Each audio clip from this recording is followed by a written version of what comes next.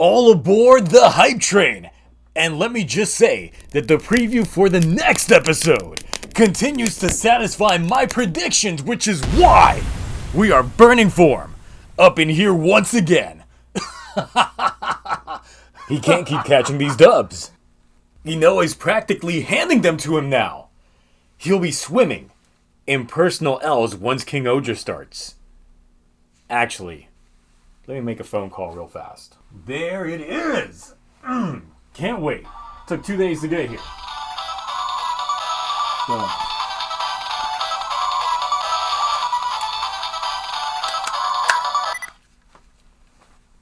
How'd you get this number? Hey, Ryuki, we're gonna need to start advancing that plan I told you about. That plan. Sorry, look. Interested but not interested. I'm about to go hit up some dinner. Gross. Yeah, okay. Let's try a different one. Dinner's great.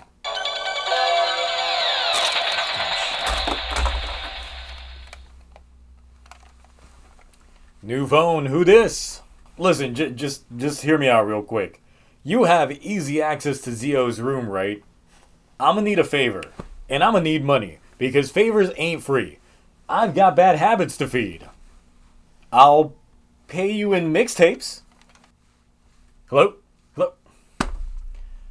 Oh, but I'm about to drop my collab with Rita. Purballing. As DonBros starts steamrolling to its conclusions, it's asspulls galore, bromance getting in that good shaft in, and, oh yeah, Shinichi, I guess is starting to matter. But it's whatever. It's carefully crafted, yet completely misunderstood as random plot setups known as DonBros. Episode 48. With Taro and Pinkbird gone, again, Sonoshi asserts his dominance as top, with proper backhand to Sonoe, having Sonoroku blow his load over everyone, but not before Sonoe grabs his man's blade. The issue is that the Notos and the Bros got no synergy. If they did, it would be all gravy. So, as Blue, Shinichi is the proper to take command. Though, not realizing that Sonoe is the real Blue of the season. Tsubasa, however, isn't having it, since now that he knows who this group of losers are, he's had nothing but issues. And for that, he's pulling out. All this while sticking it back in with Natsumi, all in Starlight, picking back up where they left off when the Popo show up. Monkey's paw situation? That's right, the consequences of saving Best Girl, but still letting Space Flies die has come to pass. Not only is his bounty back on, but he's worth a cool 5 mil now. With Main Girl wondering what exactly is going on. Meanwhile, arrow to the knee, Sononi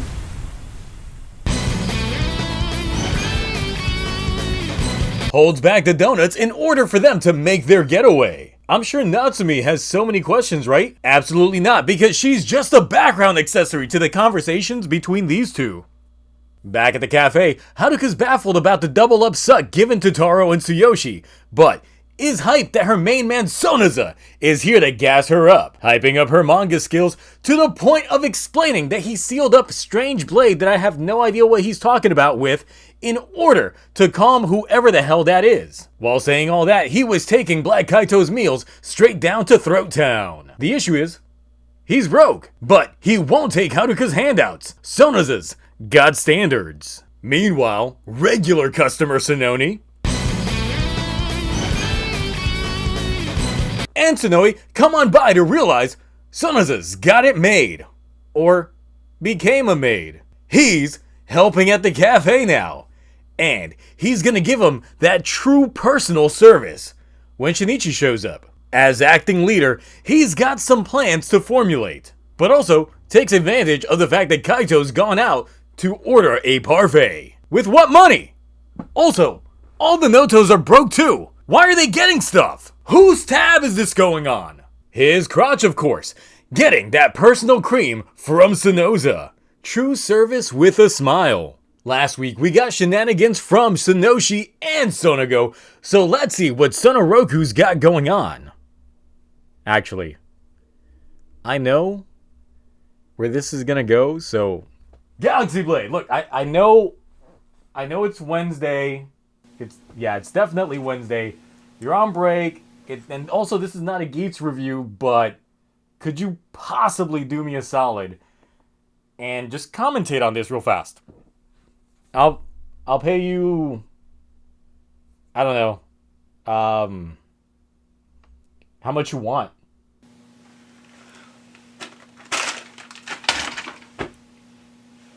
You got like $10?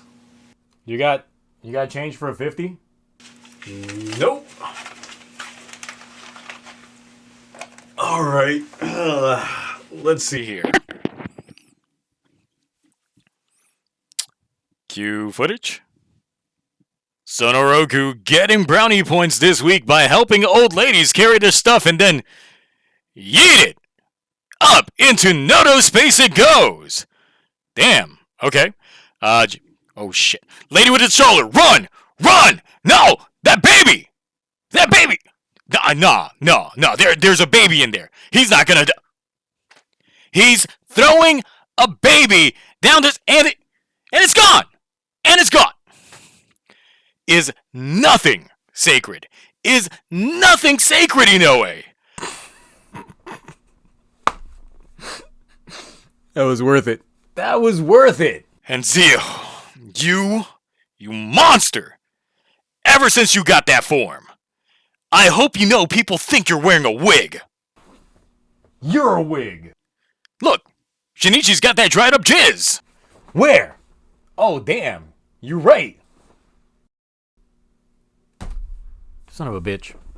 Tsubasa's culinary skills have reached a stagnation point, serving up his long-returned fiancée the sweet meal of lightly sauced up spaghetti, a meal that uninspiringly will lead anyone to distraction, which is why she asked the real question of who that girl was, why Tsubasa's on the run, and whose apartment they staying at anyway. He tries redirecting her with the questions towards Miho, and if she knew her, which, as it turns out, was literally living Natsumi's dream, and she totally experienced that life. The Hitotsuki for this week get the most plot ever for any Hitotsuki, since they try to hook back up, but not if Sonoshi's going to give them that massive cock block. Summoning the DonBros, featuring OG Notos. Of course, their team synergy is non-existent, leading Haruka and Tsubasa to get the suck. All this while Jiro decides to take one more shot at his crusty sock before the other side makes him throw it away because he's going inside him instead. That's it? Really? It was that easy. What the fuck? We now join the new Notos roasting up Sonoe, his crew, and his man right to the man himself, leaving him with a burn only a dry facial would cure. Spitting that game to the Nobros, they make that plan to take it right to Sonoshi Goroku and their sacrificial Hitotsuki. Getting in that roll call, they proceed to throw hands, but when Battle Fever Hitotsuki gets free, Sononi and Sonoza try to get that hit in, but get blocked and then the suck right after. 2 blues left. If only there was a certain purple shark guy that could help.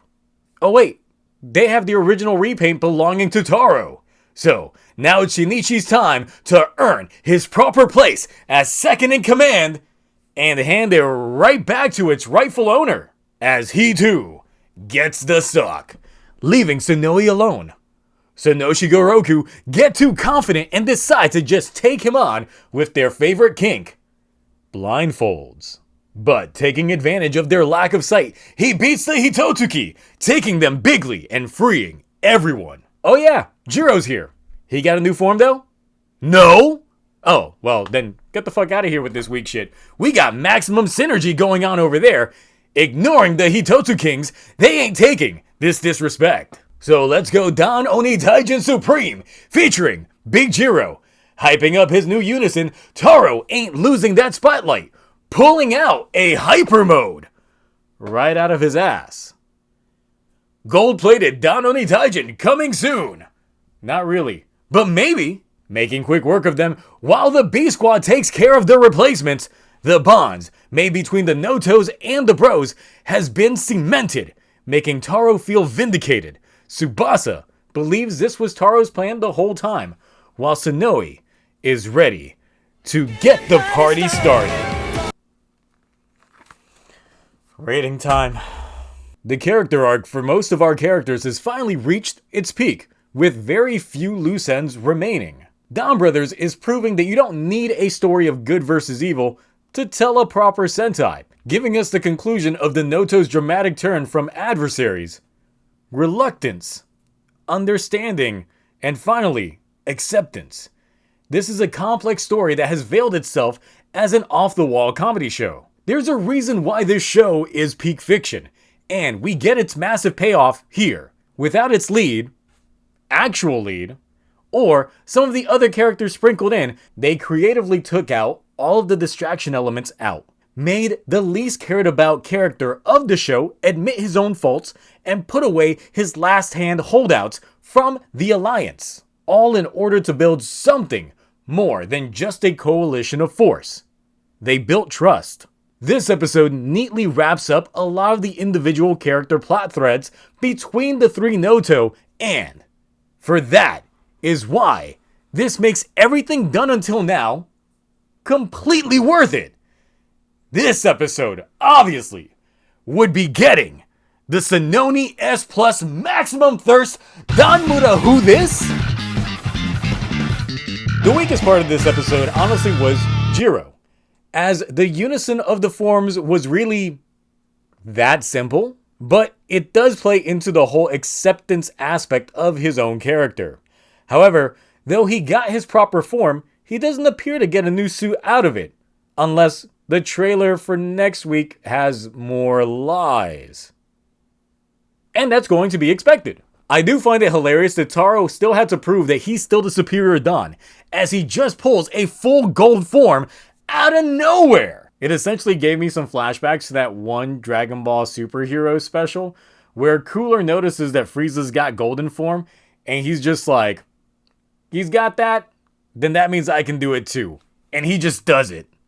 Anyway, back to DonBros. The Natsumi arc is probably one of the last chapters that's going to be tackled overall, as she remembers what Crane Juto Miho experienced. Not just the whole beautician life, but also the married life with someone that wasn't Tsubasa. Tsubasa did make the ultimate sacrifice, bringing Sononi back, bringing along with it a massive misfortune, but it might extend beyond the reach of just the police going after him, but possibly Natsumi not liking the new persona and wanting something or someone similar to what she dreamed.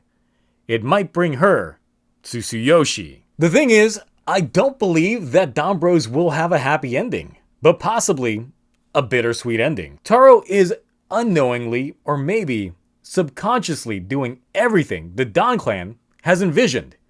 He's brought the Noto the gift of understanding humans to the point that we have proper coexistence. He disappeared from the equation just to see if they'd manage without him, and they succeeded. In a way, they have graduated past him now, and he might see this as his time to move on and leave them, which ultimately may seem like a good move on his part, but will look like abandonment from the rest of them, and they might end up growing resentful over it. What we are seeing might be similar to how the events of future Haruka's timeline worked out. And with the possibility of Natsumi leaving Tsubasa and him being forever stuck on the run, Sononi might accompany him. They spend the rest of their lives just on the run together, as she now owes him her life, and he is in this predicament because of her. There really is a lot to dissect when it comes to this show, and looking back on it, it really all seems calculated. The next two episodes will likely pan out to see if this new team really can work, and test these new bonds that have been recently sealed to see if it's dried or if it can still be pulled apart. Next week though, I get everything I wanted from this show, except doing a bit where Space Fies got to chug a bathtub of Sononi water with her still being in it, but that's beyond the point. That was a dream right there. And I did end up doing a live reaction to that, which I typically do on Sundays on Twitch, where I do live reactions to at least DonBros because by then I have already watched the episode of Geats, and I'll likely end up releasing these over as YouTube shorts. So, what did you think about this week's Resolute Brothers? Shinichi properly stepping up to the plate, who's picking up their tab, and where's that shark at? Anyway, that's it for me. 2 more weeks of DonBros, and then full steam ahead into King Oger. If I don't see you Friday night on my live stream, I will catch you all some other time. Until then, bye.